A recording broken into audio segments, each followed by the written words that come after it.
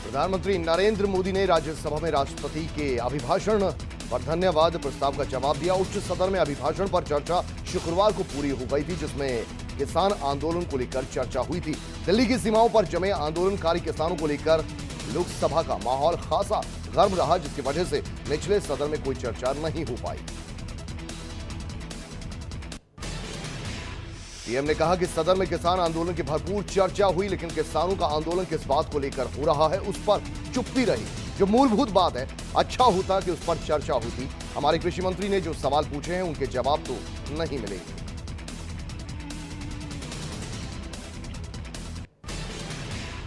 किसानों पर बोलते हुए पीएम मोदी ने कहा कि ऐसे किसान जिनके पास 1 हेक्टेयर से भी कम जमीन है, साल 1971 में वो 68% थे, लेकिन आज वो 51% हैं। आज लघु और सीमांत किसानों को मिलाएं तो 86% से ज्यादा किसानों के पास 2 हेक्टेयर से भी कम जमीन है। ऐसे किसान 12 करोड़ हैं। क्या इन किसानों के प्रति हमारी कोई जिम्मेदारी नहीं है?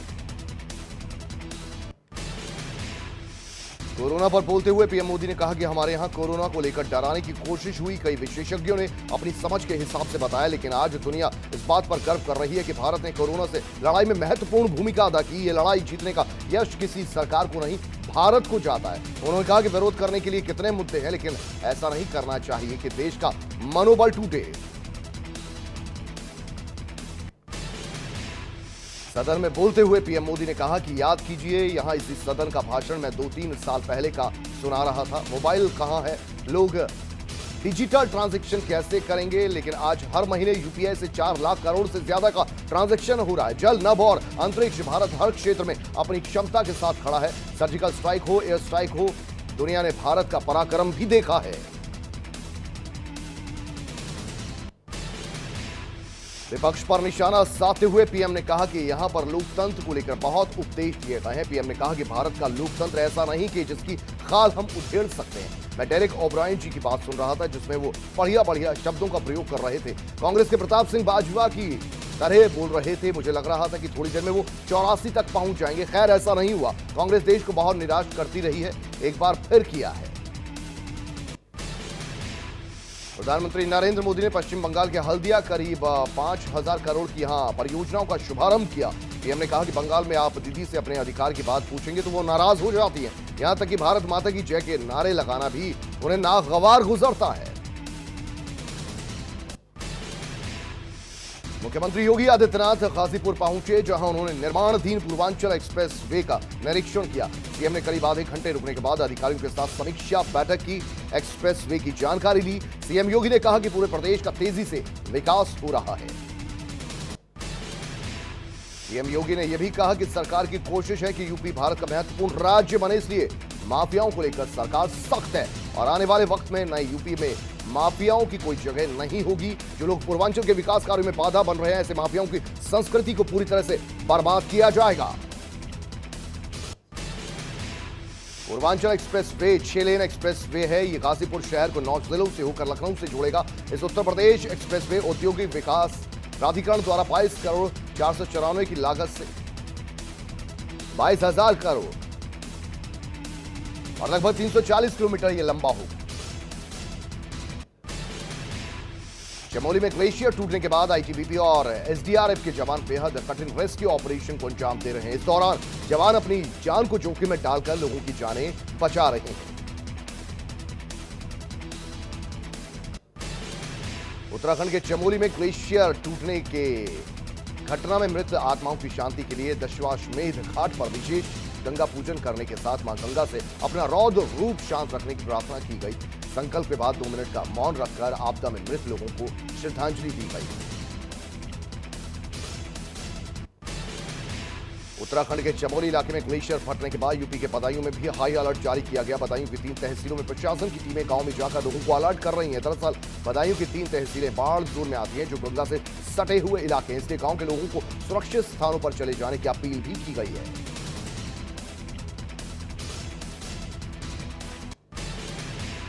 चमोली में आई त्रासदी के बाद कन्नौज के जिलाधिकारी जिले के सभी आला अधिकारियों के साथ गंगा के आसपास के क्षेत्रों का औचक उन्होंने निरीक्षण किया। डीएम ने गंगा किनारे रह रहे लोगों से बात की और एक toll free number, 2 helpline number लोगों को बताया। साथ ही लोगों से अपील की कि गंगा किनारे जो भी लोग रहते हैं वो कुछ दिनों के लिए यहां से हट जाएं।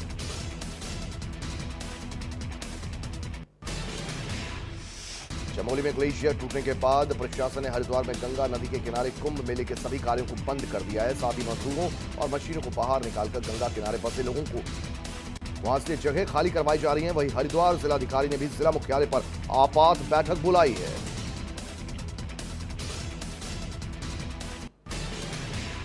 अमरोहा के जिलाधिकारी अमरोहा और पुलिस अधीक्षक अमरोहा के साथ एसडीएम धनोरा ने गंगा के आसपास के 51 गांव के लोगों को सतर्क रहने की अपील की। आपको बता दें कि ग्लेशियर टूटने से गंगा किनारे के 22 गांव बाढ़ से प्रभावित हुए हैं।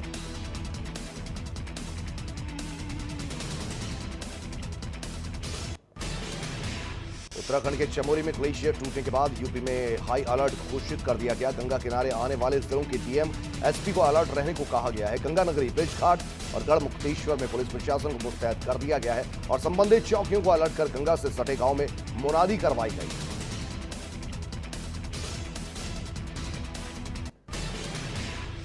अपर मुख्य सचिव गृह अवनीश अवस्थी ने वाराणसी का दौरा किया। यहां पहुंचने के बाद उन्होंने थानों का निरीक्षण किया। एसीएस होम के औचक निरीक्षण में वाराणसी पुलिस महकमे में हड़कंप मच गया और इस दौरान अवनीश अवस्थी ने वहां तैनात पुलिसकर्मियों से उनका हालचाल जाना, उनकी समस्याओं को भी सुना।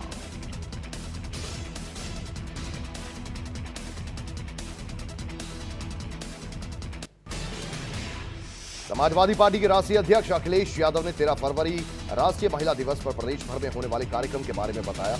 अखिलेश यादव ने कहा कि सपा की महिला विंग सरकार के खिलाफ एकजुट होकर महिला घेरा कार्यक्रम करेगी।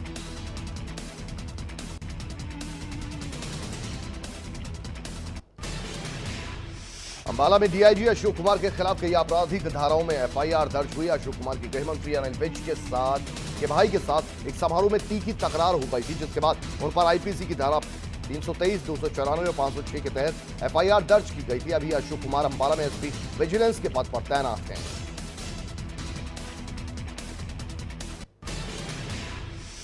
बिजनौर के चर्चित रचित हत्याकांड में बड़ी कार्रवाई करते हुए एसपी ने हल्दोर थाना इंचार्ज और चालू चौकी इंचार्ज समेत 7 पुलिसकर्मियों को सस्पेंड कर दिया। एसपी की कार्रवाई से पुलिस महकमे में हड़कंप मच गया। ग्रेटर नोएडा के गिरधरपुर गांव में जमीनी विवाद को लेकर 2 पक्षों में खूनी संघर्ष हो गया। इस संघर्ष में 2 लोगों को गोली लगी, जिसमें से एक युवक की मौके पर ही मौत हो गई वहीं दूसरे शख्स को गंभीर हालत में अस्पताल में भर्ती किया गया। बताया जा रहा है कि घायल शख्स पूर्व प्रधान है। फिरोजाबाद के विभव नगर में बीच सड़क पर दबंगों की गुंडागर्दी सामने आई। यहां एक दबंग ने एक युवक को बीच सड़क पर लात और घूंसों से जमकर पीट डाला। युवक की पिटाई का वीडियो वायरल हुआ है। वीडियो के आधार पर पुलिस ने मामला दर्ज कर लिया है।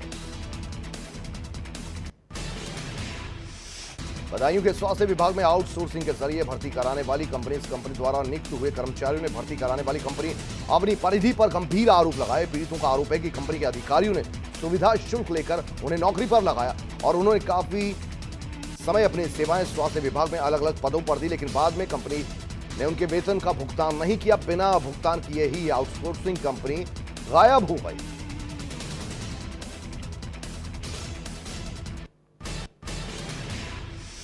बरेली में बने कोविड अस्पताल से अशोक कुमार नाम का कैदी फरार हो गया, जिसके बाद फरार होने के बाद अस्पताल में हड़कंप मच गया। फरार कैदी 3 दिन पहले इज्जत नगर में चोरी के सामान के साथ गिरफ्तार किया गया था। वहीं पुलिस कैदी की तलाश के लिए जगह जगह दबिश दे रही है।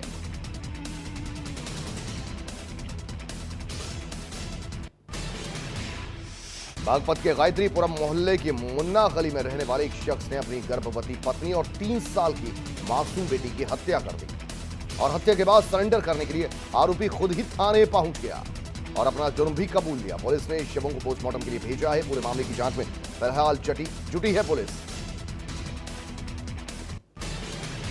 रायबरेली के नारेपर गांव में कुछ दिन पहले नाली के विवाद में वृद्ध की पिटाई कर दी गई थी। वृद्ध की इलाज के दौरान मौत हो गई। वृद्ध की मौत के बाद मृतक के परिजनों ने 7 लोगों को नामजद किया था। पुलिस ने नामजदों में 4 को गिरफ्तार कर लिया। वहीं 3 हत्या आरोपी अभी भी फरार हैं। रायबरेली के मऊ गरवी में अराजक तत्वों ने स्कूल में जमकर तांडव कर डाला। इन अराजक तत्वों ने पूर्व माध्यमिक विद्यालय में की जमकर तोड़फोड़, क्लासों के दरवाजे तोड़ दिए गए और उसके बाद ये फरार हो गए। पुलिस ने आरोपियों की धरपकड़ के लिए तलाश शुरू कर दी है।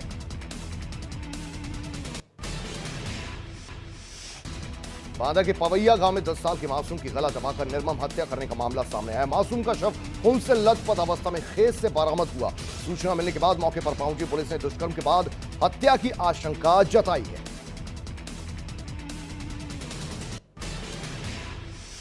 चंदौली के हसनपुर कुम्हरिया के एक गांव में करीब 6 बीघा के पुआल में आग लग गई। किसानों का कहना है कि एक महीने में पुआल में आग लगने की ये तीसरी घटना है, जिससे आशंका है कि आग कोई जानबूझकर लगा रहा है। पुलिस ने मामले में जांच शुरू कर दी है।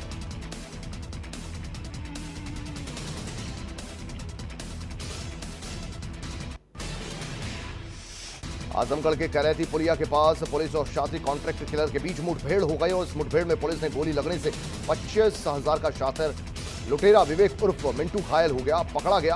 बदमाश पर अंबेडकर नगर, जौनपुर, आजमगढ़ में करीब 1 दर्जन हत्या और लूट के मामले पहले से दर्ज हैं। अमरोहा की नगर कोतवाली पुलिस ने चेकिंग के दौरान 500 रुपयों की कीमत के 7 लाख के जाली नोट बरामद किए। इसके साथ ही पुलिस ने जाली नोट बनाने का उपकरण भी बरामद किया। पुलिस ने अंतर्राज्यीय गिरोह के 4 जालसाजों को गिरफ्तार किया। वहीं गिरोह की एक महिला सदस्य मौके से फरार हो गई। पुलिस ने बताया कि 2 आरोपी जाली नोट बनाने के आरोप में पहले भी जेल जा चुके हैं।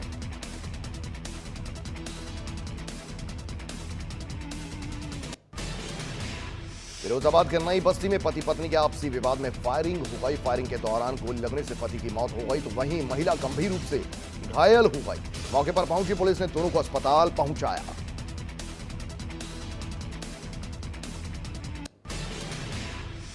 गोंडा के SCPM कॉलेज के पास गड्ढे में नरकंकाल मिलने से इलाके में हड़कंप मच गया। युवक का नरकंकाल पुलिस चौकी से महज चंद कदमों की दूरी पर मिला। बताया जा रहा है कि नरकंकाल एक लापता युवक का है, जिसे उसके परिजनों ने कपड़ों और चप्पलों से पहचाना। मेरठ के गगोल में 50 साल के शख्स का शव पेड़ से लटका मिला। लोगों ने पुलिस को बताया कि मृतक यूनुस सब्जी बेचने का काम करता था। पुलिस ने मामला दर्ज कर जांच शुरू कर दी है।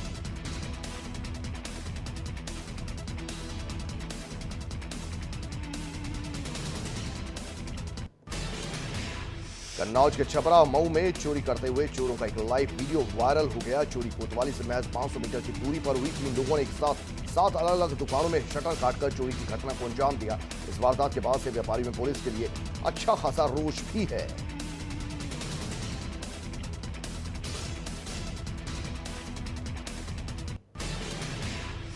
आगरा के महाव गांव में खाना बनाते वक्त गैस सिलेंडर लीक होने के बाद जबरदस्त आग लग गई और इस हादसे में 2 महिलाओं समेत 3 मासूम झुलस गए। हालांकि आग लगने के बाद एक युवक ने जलते हुए सिलेंडर को खेतों की तरफ फेंक दिया, जिससे और बड़ा हादसा होने से टल गया।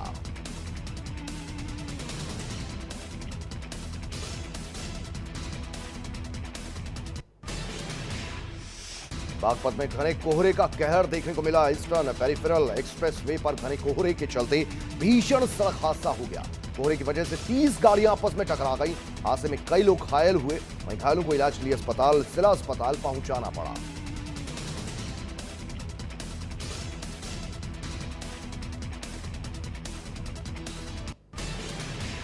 हमीरपुर के बांदा रोड के किनारे एक अज्ञात युवक का शव मिला। शव मिलने के बाद पुलिस को सूचित किया गया। पुलिस ने बताया कि आशंका है कि युवक की मौत ठंड लगने की वजह से हुई है।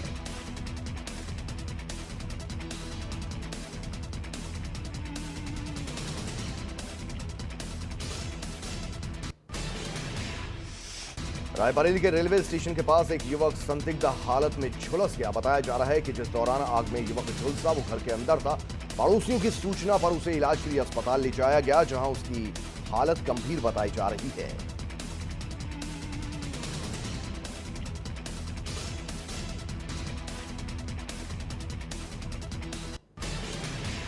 प्रतापगढ़ के दीवानगंज बाजार के पास मिट्टी से लदा ट्रक अनियंत्रित होकर पलट गया, जिसकी चपेट में आने से बाइक सवार युवक की मौत हो गई। हादसे के बाद ट्रक चालक मौके से फरार हो गया।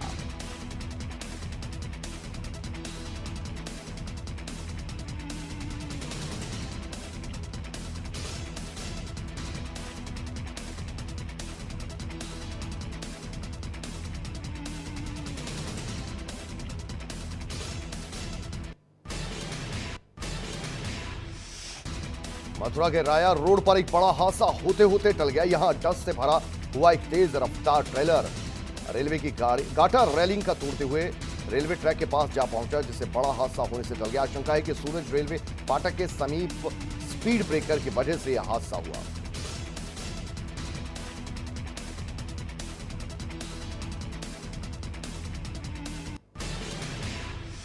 झांसी की पुलिस ने लुटेरे गैंग को धर दबोचा। इन लुटेरों ने 24 जनवरी को एक व्यापारी की आंख में मिर्ची झोंककर उससे करीब 90,000 रुपए लूट लिए थे। पुलिस ने 6 लोगों को गिरफ्तार करके उनके पास से 6 देसी तमंचे, 14 जिंदा कारतूस, एक गाड़ी बरामद की। पकड़े गए आरोपियों पर पहले भी कई मुकदमे दर्ज हैं।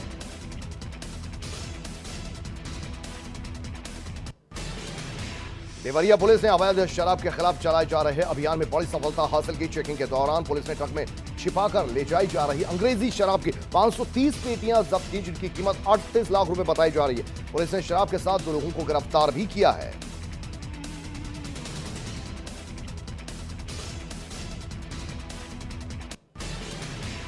निघासन तहसील क्षेत्र के इंडो नेपाल बॉर्डर पर स्थित बाबूपुरवा गांव से लापता 5 युवकों का अभी तक कोई सुराग हाथ नहीं लगा। इसके अलावा बेरमपुर, माझा और खड़िया गांव के 10 युवक भी लापता हैं। पीड़ित परिवारों ने बताया कि उनका लापता युवकों से कोई संपर्क नहीं हो पा रहा। गौतम बुद्ध नगर की बीटा 2 पुलिस की एटीएस गोल चौराहे के पास बदमाशों से मुठभेड़ हो गई। इस मुठभेड़ में एक बदमाश को गोली लगी और 2 बदमाश मौके से फरार हो गए। फरार बदमाशों को पकड़ने के लिए पुलिस कॉम्बिंग जारी है। इन बदमाशों पर मध्य प्रदेश के पूर्व मुख्यमंत्री कमलनाथ के चचेरे भाई भाभी की हत्या करने का आरोप है।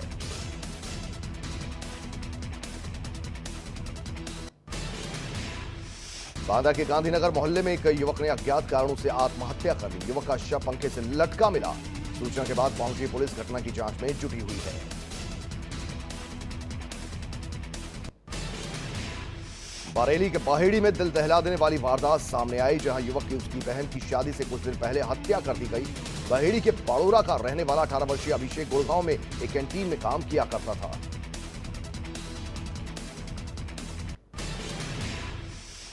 रुकेंगे यहां वक्त एक छोटे से ब्रेक का।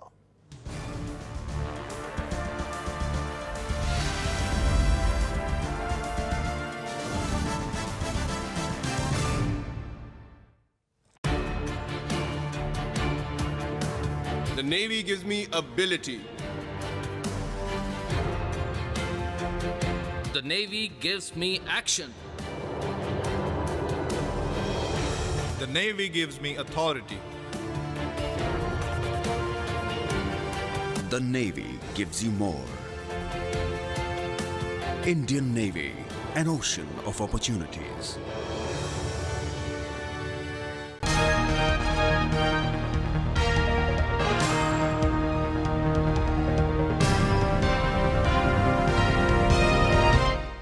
अंबर गोल्ड TMT बार में है परफेक्ट रिप पैटर्न, जो दे कंक्रीट के साथ हाई बॉन्डिंग स्ट्रेंथ। ये सच है और सच को प्रमोट करना अच्छा लगता है। Amber gold TMT bar. The best chef award goes to Sonakshi, एक सेल्फी प्लीज। तुम्हारे डैंड्रफ के साथ? अरे सब ट्राई किया पर जाता ही नहीं। चिक महानीम ट्राई किया? डैंड्रफ का सबसे बड़ा दुश्मन। नीम? साधारण नीम नहीं, हिमालय जैसे पहाड़ों में मिलने वाली महानीम। चिक एंटी डैंड्रफ शैम्पू में है महानीम। ये जिद्दी डैंड्रफ पे भी जबरदस्त अटैक करे और इसका fenugreek protein formula hair fall control करे। डैंड्रफ जाएगा नहीं, भागेगा। चिक एंटी डैंड्रफ शैम्पू, डैंड्रफ का सबसे बड़ा दुश्मन।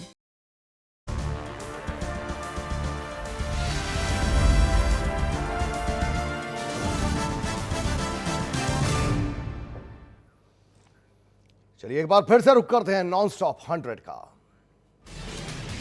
रायबरेली जिले में एक ऐसी सनसनीखेज वारदात सामने आई। एक टेलर द्वारा कपड़े की सिलाई ठीक से न होने पर उसकी हत्या कर दी गई। पुलिस ने मृतक के शव को कब्जे में लेकर पोस्टमार्टम के लिए भेज दिया है और मृतक के परिजनों की तहरीर पर मुकदमा दर्ज कर जांच पड़ताल शुरू कर दी है। मथुरा के शाही सराय में एक ही परिवार के 3 लोगों ने खुदकुशी कर दी। बंद कमरे में पति पत्नी और मासूम का शव संदिग्ध हालत में मिलने से इलाके में सनसनी फैल गई। सूचना मिलने पर एसपी सिटी सहित आला अधिकारी मौके पर पहुंचे। बरेली के पड़ोरा में नाबालिग लड़की की हत्या की घटना से इलाके में हड़कंप मच गया। नाबालिग लड़के की फावड़े से काटकर निर्मम हत्या कर शव को गन्ने के खेत में फेंक दिया गया। गांव वालों ने हत्या की सूचना पुलिस को दी। संभल के हयात नगर थाना इलाके में कोविड के चलते जिला प्रशासन के द्वारा बनाई गई अस्थायी जेल में बंद गैंगस्टर के कैदी ने शौचालय के भीतर कपड़े से फांसी लगाकर आत्महत्या कर दी। हालांकि अभी कैदी की आत्महत्या के कारणों का पता नहीं चल पाया है। एसडीएम ने जांच के आदेश दे दिए हैं। अमरोहा में शाहपुर कला में झोला छाप डॉक्टर के इलाज से विवाहिता की मौत हो गई। महिला की मौत डिलीवरी के दौरान हुई, जिसके बाद उसके परिजनों ने जमकर हंगामा किया और डॉक्टर पर बड़ी लापरवाही का आरोप लगाया। अमरोहा जिले के बछराइयों इलाके में शॉर्ट सर्किट की वजह से कॉटन वेस्ट कारखाने में भीषण आग लग गई, जिसमें लाखों का माल जलकर खाक हो गया। सूचना के बाद मौके पर पहुंची फायर ब्रिगेड की टीम ने किसी तरह आग पर काबू पाया।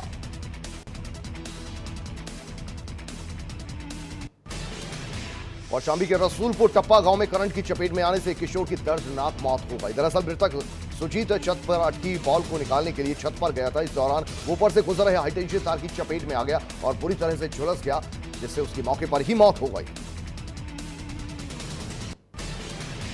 अमरोहा में आयोजित महापंचायत में पहुंचे आरएलडी नेता जयंत चौधरी ने किसानों को संबोधित करते हुए कहा कि दुश्मनों के पास बांटने और काटने के लिए हथियार बहुत हैं, किसानों को एकजुट होकर इसका विरोध करना होगा। साथ ही उन्होंने यह भी कहा कि देश में चौधरी चरण सिंह के अनुयायियों की बात ही चलेगी। फिरोजाबाद पुलिस और क्राइम ब्रांच की संयुक्त टीम ने 2.5 करोड़ से ज्यादा की हेरोइन को जब्त किया है। पुलिस ने चेकिंग के दौरान एक तस्कर के पास से 500 ग्राम हेरोइन बरामद की। पुलिस की इस बड़ी कामयाबी पर एसएसपी ने पुलिस टीम को 25,000 के इनाम की घोषणा की है। आदर्श कारागार के बंदियों द्वारा आज राजभवन में चल रहे प्रादेशिक फल, साग भाजी और पुष्प प्रदर्शनी में आदर्श बैंड पार्टी द्वारा निर्धारित गणवेश में बैंड बाजे यंत्रों का वादन प्रदर्शन किया गया। ये वादन का प्रदर्शन सभी के ध्यानाकर्षण का और मनोरंजन का केंद्र रहा। राजभवन में प्रादेशिक फल, साग भाजी और पुष्प प्रदर्शनी का आज आखिरी दिन है।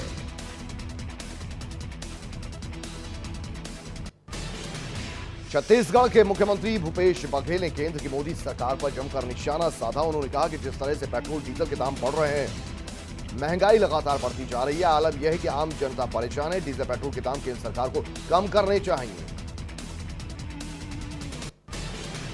लखीमपुर खीरी के ओयल कस्बा के पास एक बड़ा सड़क हादसा हो गया, जहां एक तेज रफ्तार बस बेकाबू होकर पलट गई। इस घटना में करीब 12 यात्री घायल हो गए। पुलिस ने सभी घायलों के इलाज के लिए जिला अस्पताल में उन्हें भर्ती करवाया। ये बस लखीमपुर से लखनऊ जा रही थी।